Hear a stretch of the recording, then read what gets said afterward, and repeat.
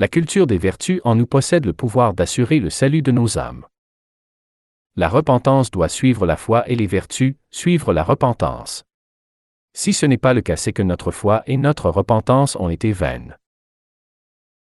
Être cloué au lit, c'est également être crucifié avec Christ. Participer à ses souffrances, c'est s'assurer une faveur et un amour de prédilection de la part de notre Père. À force d'enseigner sans être enseigné, de corriger sans être corrigé, on finit par croire que nous n'en avons plus besoin. Tous les pasteurs désirent voir leur Église unie, en paix, sans division et d'un même cœur pour le Seigneur, mais il y a très peu de pasteurs de différentes églises qui arrivent à s'unir eux-mêmes d'un même cœur pour annoncer l'Évangile ensemble. Lorsqu'il n'y aura plus d'esprit sectaire chez les pasteurs, les croyants imiteront tout naturellement le bel exemple qu'ils auront sous les yeux, alors seulement il y aura une seule unité, une seule paix, un seul cœur et une seule puissance. Le Seigneur a révélé à ses prophètes que l'unité plaît énormément au Seigneur et que chaque tout petit effort en ce sens réjouit le ciel tout entier. L'unité entre nous est si simple à réaliser, il ne faut que l'amour fraternel. C'est tout. Bien-aimé, tu agis fidèlement dans ce que tu fais pour les frères, et même pour des frères étrangers. 3 Jean 5. Quand 2 ou 3 chrétiens sont assemblés en son nom pour prier, cela génère une grande puissance, parce que Dieu aime l'unité. Et quand 2 ou 3 églises s'unissent en son nom pour prier pour le salut de leur ville, cela génère une puissance incroyable et des miracles ont souvent lieu. Et quelle ampleur aura donc notre puissance en Christ lorsque 2 ou 3 centaines de dénominations chrétiennes s'assembleront en son nom pour prier pour la conversion du monde? Une nouvelle Pentecôte aura lieu. Blâmer ne sert à rien, c'est de la destruction. Le médecin ne nous blâme pas d'avoir un cancer, il nous dit la chose et travaille à nous rétablir. C'est tout. C'est la rébellion, le refus d'endosser notre part de responsabilité qui empêche l'esprit de faire son œuvre. Il nous faut tous prendre notre propre part de responsabilité si nous voulons réparer la maison de Dieu délabrée par les guerres intestines. Celui qui a le cœur dur envers les frères a aussi le cou raide envers le Seigneur. Nous devons suivre la nuée, car les corrections d'aujourd'hui sont les semences des réveils de demain. Ceux qui ne suivront pas l'esprit seront laissés derrière et deviendront les pires ennemis du réveil. Dans le Seigneur, il faut s'attendre à être humilié, car avant d'avoir été humiliés, nous nous égarons tous.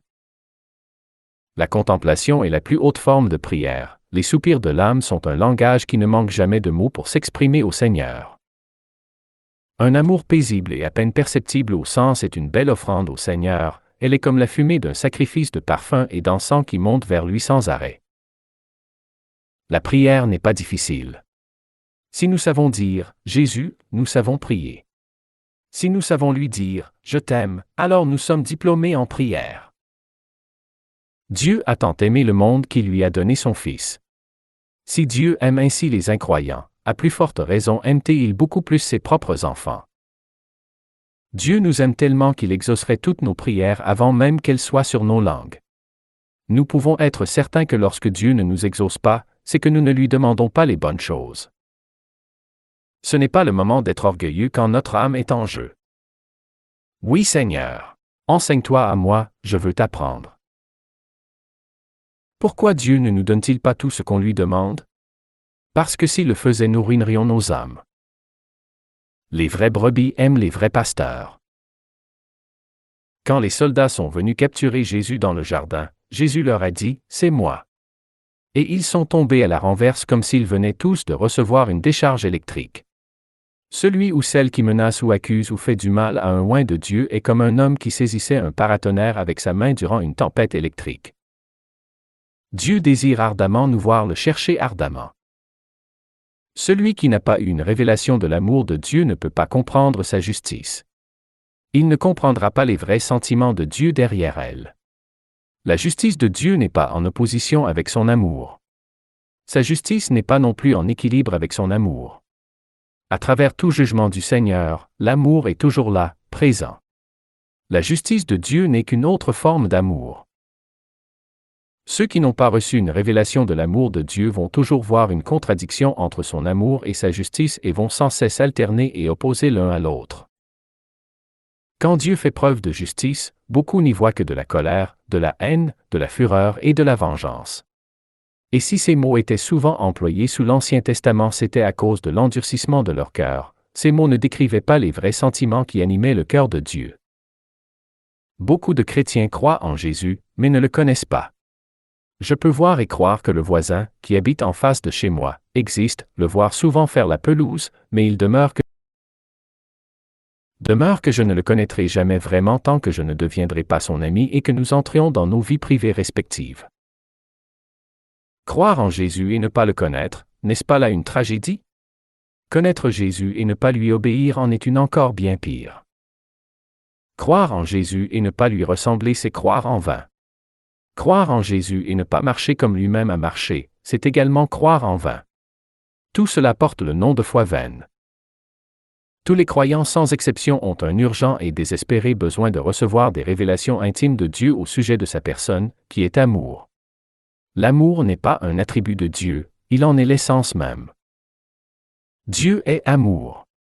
1 Jean 4.7 Et la vie éternelle c'est qu'ils te connaissent, toi, le seul vrai Dieu.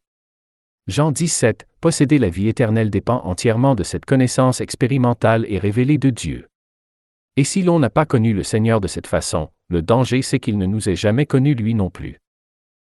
Le temps n'est pas à l'orgueil quand la perte de l'âme est en jeu. Réparer une mauvaise action compte pour 2 bonnes. Les pires malédictions, les malédictions les plus empoisonnées, ce ne sont pas celles que l'on a prononcées avec la bouche, mais celles qu'on a laissées fermenter en nous pendant des années, voire même des dizaines d'années. C'est la mort spirituelle consommée et arrivée à son terme. Et agréablement, nous pouvons dire la même chose de la bénédiction, qui au lieu de fermenter avec les années, augmente en suavité, en puissance et en valeur devant Dieu. Un homme d'affaires qui ment pour faire un coup d'argent n'aime pas ses clients. L'homme d'affaires doit aimer ses clients comme lui-même, ne pas leur mentir, et Dieu bénira son commerce. L'esprit est raisonnable et intelligent, la chair est folle et se moque de tout ce qui est sage. La chair voit le sacrifice comme une chose horrible, alors que l'esprit le voit comme une chose extraordinairement belle. Dieu fait beaucoup avec peu. Une seule parole ointe peut restaurer plusieurs âmes. Oui Seigneur, tu recueilles les larmes de ceux qui t'aiment et tu les amasses dans une coupe pour nous en redonner le poids en gloire et en amour. Ton frère sera ton prophète.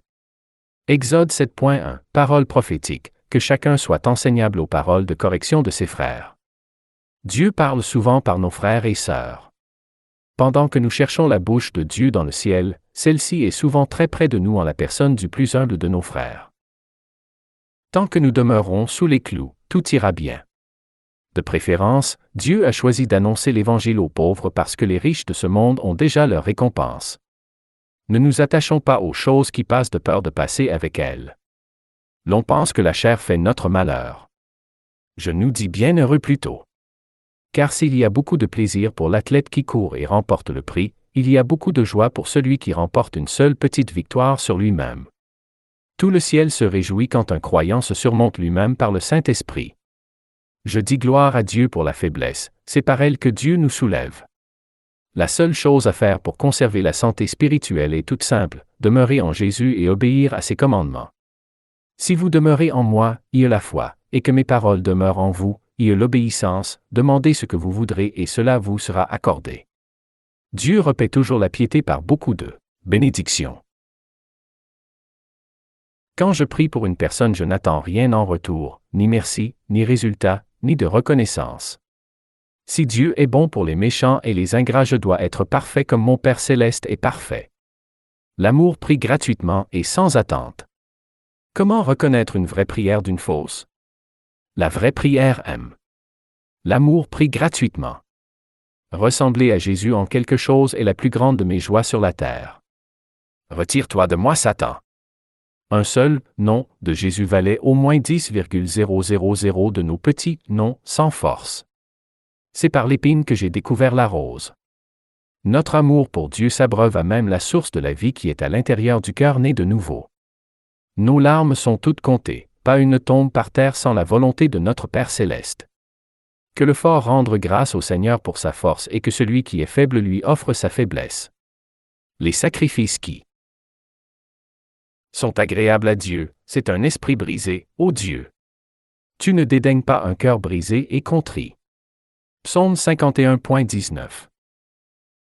Concernant la prière, Une seule larme du cœur contient plus de vie qu'une mer de mots. Dieu a créé les glandes lacrymales. Chaque larme qu'elles libèrent est une prière qui va droit de notre cœur à celui de Dieu. Les larmes sont l'eau de la vie, l'eau du cœur. Celui qui s'en vide remplit une coupe céleste que notre Père recueille et garde jalousement. Il est aussi difficile à un fort d'être humble qu'à un faible d'être fort. Le chemin du fort et celui du faible se rencontrent, car c'est l'Éternel qui les a fait tous les deux. Je n'ai pas de diplôme en théologie, mais j'ai une maîtrise en faiblesse. J'ai été gradué de l'Université des cœurs brisés. Le remords est comme l'indicible sentiment de la damnation, mais une résolution de bonne volonté l'en libère et donne une joie profonde. Faire une correction qui mène à la vie paraît une insulte à l'oreille rebelle. Gardons le chemin et le chemin nous gardera. Le Seigneur m'a conduit à envisager ceci, toutes les corrections qui te seront adressées sont vraies et viennent toutes de moi. De cette façon, j'enracine l'humilité et je ne risque jamais de manquer une direction du Seigneur. J'aime mieux donner le bénéfice du doute que de rater une parole qui me sanctifierait. Quand je fais une correction, cela ne m'est jamais agréable. Bien au contraire, ça m'est toujours douloureux. Quand on aime son frère ou sa sœur, nous ressentons toujours la douleur que nous lui infligeons, car l'Esprit que Christ a fait habiter en nous, nous donne d'être d'un même sentiment. Malheur à celui qui ne ressent pas la douleur en corrigeant. La sanctification est une mort, et comme telle, elle est toujours douloureuse. Comment arriver à accomplir pleinement la volonté de Dieu? C'est un pas à la fois que l'enfant apprend à marcher. Les silences de réunion. Tous en ont peur, mais ils sont des bénédictions.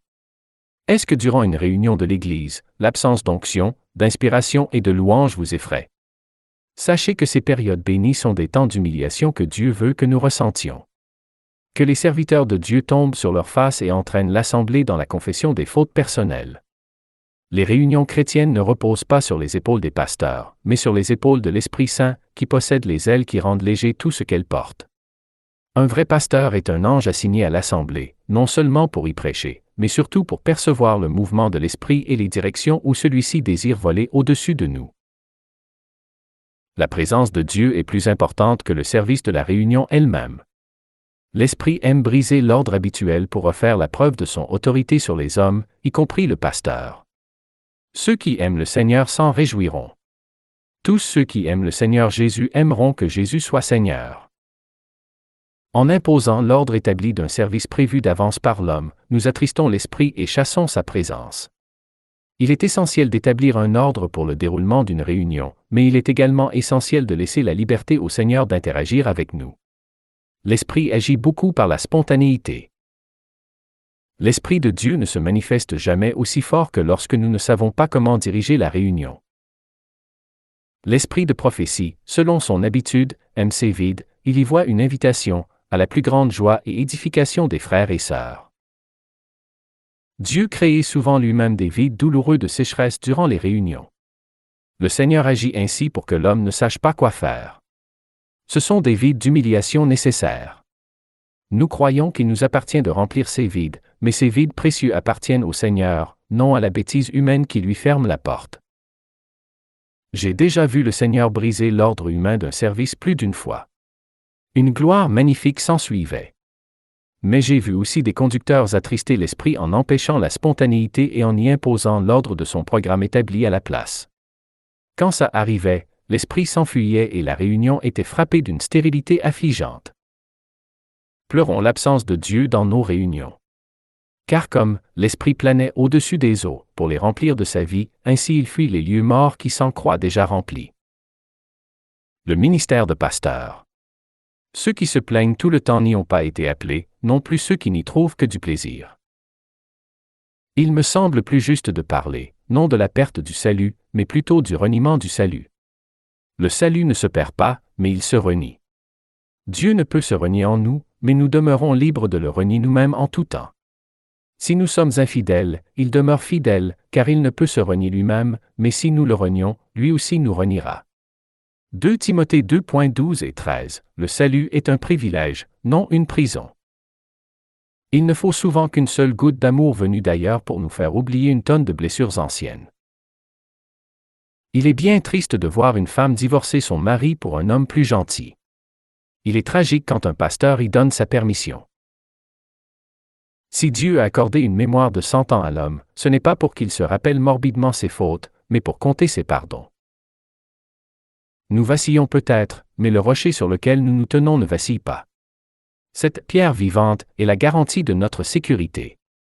Comme tout ce qui vit a le pouvoir de communiquer sa vie, je suis rassuré par la pensée que cette pierre me rendra forte également. Là où habite la vie de Dieu, il y aura obligatoirement croissance. Il est donc dans l'ordre des choses que ce qui est faible devienne fort. Quand la volonté de Dieu nous effraie, rappelons-nous que tout est possible là où Dieu pointe le doigt. Sa grâce accompagne toujours sa volonté. Rappelons-nous de ne pas être rebelles à la volonté de Dieu. Dans le cas de Balaam et de son âne, l'âne s'est conduit comme un prophète et le prophète s'est conduit comme un âne. Dieu est le maître qui peint Jésus en nous, il s'agit seulement de ne pas bouger. Dieu aime les boiteux, il en a rempli son royaume. Va promptement dans les places et dans les rues de la ville, et amène ici les pauvres, les estropiés, les aveugles et les boiteux. Luc 14.21. Une longue vie est une opportunité pour accumuler de l'amour au Seigneur. L'eau de mes larmes s'est souvent jointe au sang de Jésus pour guérir la blessure d'une offense que j'avais faite à mon prochain. Nous sommes tous uniques, et uniquement utilisés. Personne d'autre que nous aurions pu amener au Seigneur les personnes que nous lui avons gagnées. Dieu est toujours du côté de ceux que l'on offense. Les larmes sont l'eau de la vie. Chaque fois que nous pleurons, notre vie raccourcit, j'en suis certain, car l'énergie vitale qu'elles contiennent n'est pas renouvelable. Je suis fait pour pleurer devant Dieu, c'est ce que je fais de mieux. Mes nombreuses maladresses sont mes gardiennes d'humilité et d'intimité avec le Père. Malheur à moi si un jour je m'endurcis au point de cesser de pleurer sur moi-même comme le publicain du temple. Tant que je me frappe la poitrine, je suis en sécurité. Il est bon pour l'homme de pleurer sur ses péchés. Les larmes appellent le sang de Jésus qui purifie tout. Sans effusion de sang, il n'y a pas de pardon. Hébreux 9.22, mais sans effusion de larmes, le sang, que vaut-il? Le sang sanctifiant n'est activé que là où la sincérité de la repentance a été prouvée. Comme la foi sans les œuvres est morte en elle-même, le sang sans les larmes est sans puissance. Les larmes sont porteuses d'une extraordinaire onction, car elles plaisent toujours au Seigneur. Les sacrifices qui sont agréables à Dieu, c'est un esprit brisé, ô Dieu. Tu ne dédaignes pas un cœur brisé et contrit. Psaume 51.19. Les larmes sont nos seuls vrais diplômes en spiritualité. Sans effusion de larmes, il n'y a pas sanctification. Nos larmes ne sont-elles pas autant de forgerons de nos âmes? L'orgueilleux se croit plus sage que 10 hommes humbles qui vont leur chemin. Le livre de l'Ecclésiastique dit que les générations se souviennent de l'homme sage, même jusqu'à 1000 ans, mais à lui-même, la mort lui suffit. Comme une perle que l'on met dans le vin se désagrège et se consume rapidement, le ministère que l'on plonge dans l'orgueil ou la fierté est immédiatement contaminé et en consume l'édification. Les mots demeurent les mêmes, mais ceux de l'orgueilleux n'ont plus d'effet. Un ministère gangrené par l'orgueil ne devient utile à personne, il devient même la perte de celui qui l'opère. Si votre ministère fait monter de l'orgueil en vous, quittez-le. Si ta main droite est pour toi une occasion de chute, coupe-la et jette-la loin de toi, car il est avantageux pour toi qu'un seul de tes membres périsse, et que ton corps entier n'aille pas dans la géhenne. Matthieu 5.30. Il y a un temps pour embrasser et un temps pour s'éloigner des embrassements.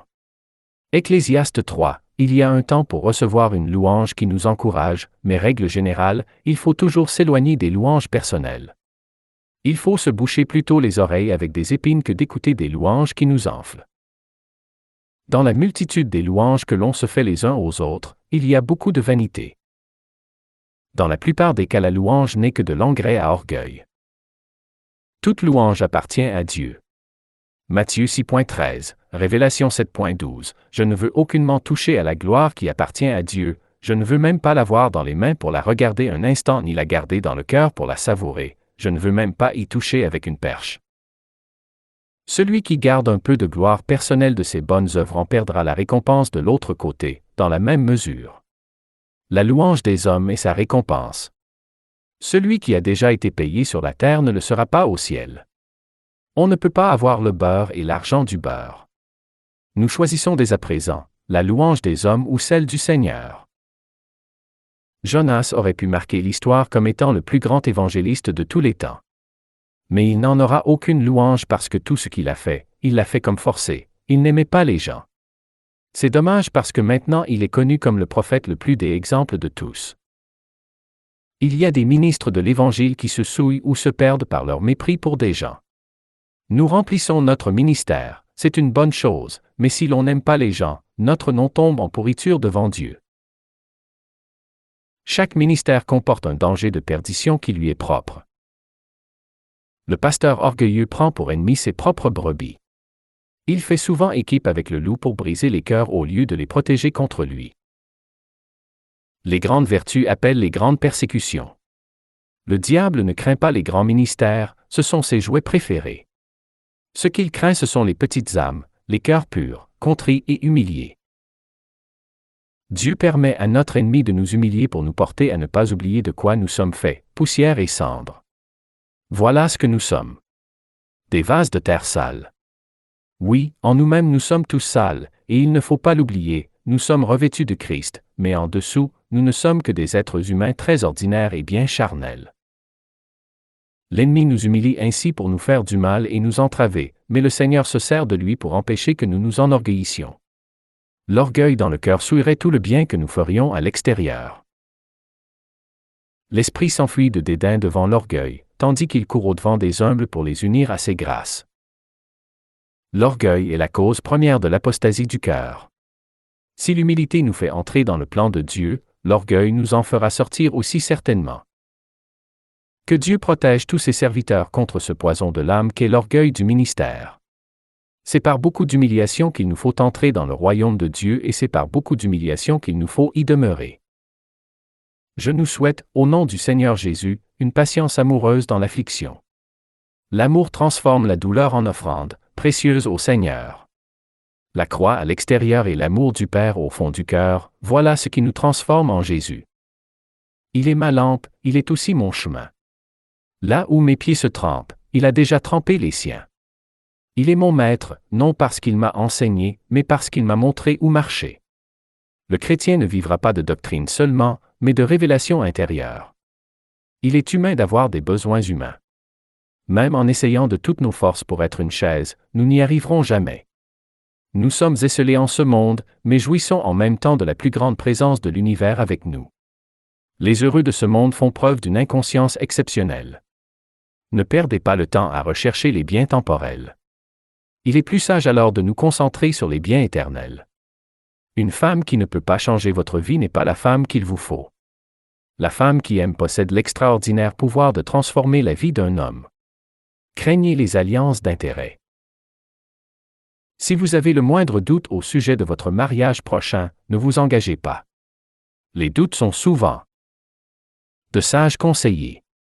Une femme de valeur est une femme sacrificielle qui ne craint pas les efforts pour obtenir l'objet de son cœur.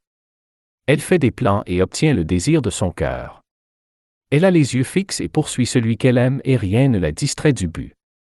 Heureux l'homme qui est l'objet d'un tel amour. C'est une très grande bénédiction que de trouver une femme fidèle de corps et de cœur. Mais c'est l'enfer d'un homme que d'être avec une femme qui a des sourires faciles pour les autres. On pardonne facilement aux gens qu'on aime, et ceux qui nous aiment nous demandent pardon facilement. L'amour est un lieu et un jardin, il est un temple où peut se rencontrer l'homme avec son Dieu. Il ne peut y avoir d'intime communion nulle part ailleurs. La faiblesse nous maintient dans un état où l'orgueil n'a pas d'emprise. Si on veut arriver à la rose, il faut suivre les épines, pas le choix. La vraie spiritualité n'est pas dans les écoles, elle est d'abord dans les larmes et la prière. Ces larmes sont l'eau dont Dieu se sert pour arroser sa semence et la faire croître. La connaissance enfle, mais la charité édifie. Ce qui signifie qu'aucun orgueilleux ne possède le pouvoir d'édifier, et qu'ils se leurrent tous, ceux qui ouvrent une grande bouche. À l'inverse, toutes les âmes humbles ont quelque chose à dire, et toutes les charitables sont forcément édifiantes. Là où est l'humilité, là est le commencement d'une grande capacité à édifier. Je suis presque quotidiennement brisé par la peine que me causent mes faiblesses et quotidiennement édifié par la joie que me donne sa grâce. Longue vie et l'opportunité d'accumuler de l'amour au Seigneur. Auparavant, j'étais le pharisien du temple qui avait la victoire partout dans sa vie, maintenant je suis le publicain qui a échoué en tout, mais qui a reçu la véritable faveur de Dieu, le pardon, la grâce et la délivrance.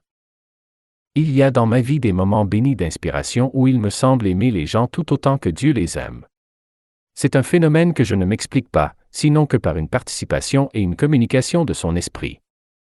Vos ennemis de demain dorment parmi vos amis d'aujourd'hui. Comme il est bon d'entrer à Jérusalem avec Jésus au milieu de l'admiration du peuple, mais il n'en est jamais ressorti vivant. Que le succès ne vous monte pas à la tête, car il y aura toujours un prix énorme à payer quelque part. Sans la lumière, rien ne pourrait vivre sur la terre. De même meurent les gens sans la lumière spirituelle de l'Évangile. La sanctification est la continuation de la justification. La sanctification, c'est de la justification en marche. L'orgueil ne fait pas de compromis. Mais les humbles pratiquent la tolérance fraternelle.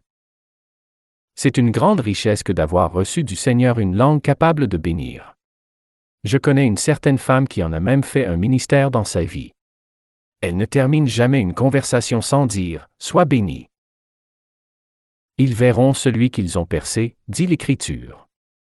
Et, plus alarmant encore, celui qui a été percé verra ceux qui l'ont percé. La verge est une faveur et sa douleur est un salut. Le blasphème du Saint-Esprit est un péché de jalousie. C'est l'exécration de se voir dépassé par un autre ministère. C'est la calomnie du bien. Il survient généralement lorsqu'un ministère a été dépassé par un autre. La jalousie est si brutale dans le cœur que l'on n'hésite pas à maudire la lumière qu'il dégage et lier sa propre âme à l'enfer pour lui nuire par tous les moyens imaginables. Le blasphème du Saint-Esprit, c'est le meurtre de la réputation. À ceux qui ne sont pas guéris de leur maladie malgré leur foi, consolez-vous par cette parole, être cloué au lit comme Jésus a été cloué à la croix, c'est lui ressembler. Toute beauté vient de Dieu, mais la beauté du corps et du visage dépose sur nous la responsabilité de ne pas l'employer à des fins impures ou d'en inspirer à d'autres. Si je suis réellement un prophète, craignez toutes mes paroles. Mais si je ne le suis pas, n'en craignez aucune. La justice de Dieu n'annule jamais l'amour de Dieu. La méchanceté de Ninive n'a pas empêché le Seigneur de l'aimer, même avec excès. Celui qui aimera le Seigneur jusqu'à la fin sera sauvé. Tous ceux qui lisent la Bible n'en sont pas les docteurs. N'essayons pas d'être à la fois le bébé et la cigogne. Comment pourrais-je témoigner du royaume de Dieu si je n'y vis pas? Voir Proverbe 11.22, si tu veux te marier avec une belle femme, l'anneau d'or, qui ne possède pas la sagesse chrétienne, alors sois prêt à prendre le pourceau, la laideur intérieure, qui ira avec. Une journée où on ne s'humilie pas devant le Seigneur est une journée où l'on n'est plus dans le chemin de Jésus. Dieu a renfermé tous les hommes sous l'aveuglement, afin que tous mendient humblement la lumière. Le but que Dieu poursuit en la vie de chaque être humain venant dans le monde est de briser son indépendance. Avoir ma propre volonté comme guide est comme vouloir introduire de force une pièce de casse-tête au mauvais endroit. Il n'en résulte qu'épuisement, frustration et résultats douteux. Amen.